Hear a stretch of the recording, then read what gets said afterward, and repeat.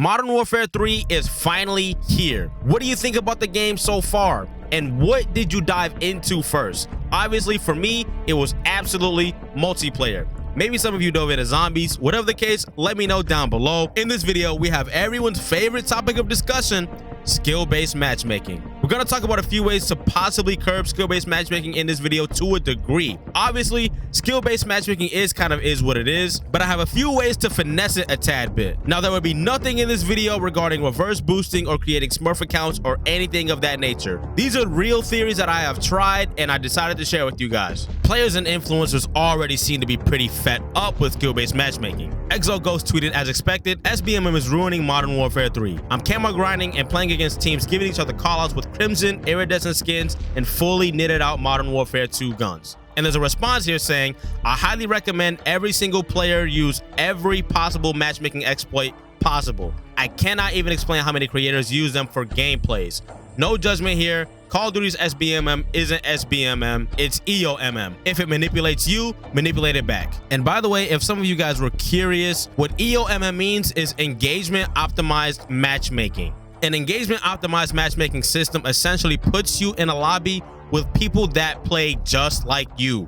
So if you are a sniper and you like the quick scope, you will most likely be in lobbies with players that like the quick scope or just like to use a sniper rifle. Doesn't necessarily have to be quick scoping. Me personally, I know you guys see in my gameplay a lot, I really like to drop shot. So in my lobbies, in a weird way, I see a lot of players just laying prone, not even drop shotting, just laying prone. But in the EOMM's eyes, I guess I lay prone. Or if you like to sit back with the AR and just get picks that way, you will be in lobbies with players that like to sit back and play just like you. Well, now that we know what engagement optimized matchmaking is, let's talk about how we can deal with skill-based matchmaking in Modern Warfare 3. So first things first, I will say the best way to try and curb skill-based matchmaking is you need a party of preferably 4. Ideally 6, but at least 4. This essentially maximizes your options if you have 6. So what you're going to do is compare stats. I do understand Modern Warfare 3 is very new, but some of these theories I have tried in Modern Warfare 19, Cold War,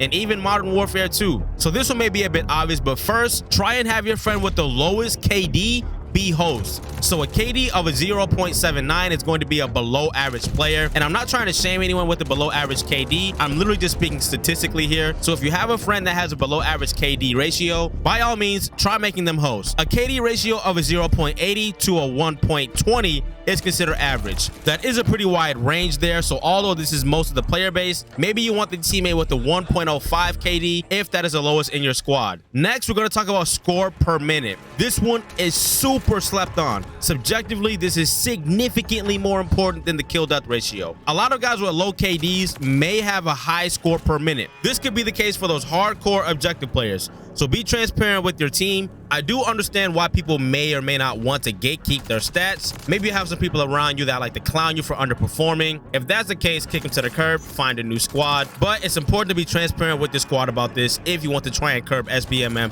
to a degree. Score per minute also rewards players for kill streaks, objectives, and pretty much any other contribution to your team, while KD is pretty much an individual stat. Now, another theory here is after a few games, keep an eye on who's essentially been performing the worst in your squad. Once again, not to clown them, but to be able to try to finesse the skill-based matchmaking system that is super manipulative. So if you're playing a few games and you notice things are getting a bit tough, keep it in the back of your mind that maybe one individual is at the bottom of the leaderboards, or maybe second from the bottom of the leaderboards the last few games. Go ahead and try to make that player host for the next few games. This theory seems to have worked significantly for the squad and I in the past. And for this one, I know this isn't necessarily realistic for everyone, so some of us are only able to play at certain times of the day, and we don't quite have the flexibility to pick and choose when we can play the game. But playing on weekdays during the day is usually a lot less sweaty than playing on weekday evenings or weekday nights after everyone is off work, home from school, etc. But weekends tend to be sweaty all the way around for the most part. So for this next one, on console, I'm not entirely sure for Xbox if you're able to do this, so somebody go ahead and let me know for sure down in the comments. If you are able to, disable crossplay. This will limit a good chunk of the players that may or may not be sweaty on PC or the opposite console than you are playing on. Back in Modern Warfare 19, I played that on PlayStation with the squad, and we almost always exclusively played with cross-platform off, and things were significantly easier. And I do understand within your squad, you guys may have mix and match platforms. My squad in particular, we have Xbox, PlayStation, and PC players. But if you're running a couple of games solo and you really want to try and just clear your head, maybe try to turn off that cross-platform option to see if you can get some games where you can kind of just run through the lobby and not feel like you have to sweat your ass off. And this next one, when you are using the quick play filter, focus on one game at a time. For example, only toggle on domination instead of toggling on domination, hardpoint, search and destroy, and headquarters. When you start searching for a match, it's pretty much free game of what the skill-based matchmaking algorithm will do to you. So play a few games of domination. If you get bored, toggle domination off and toggle on S&D or hardpoint. Once again, this will kind of limit the pool of sweaty players to a significant degree. That is where we're gonna go ahead and wrap up this video. If you know of any more theories to curb SBMM, drop down in the comments, and if you try any of these theories, come back and let me know how it worked for you.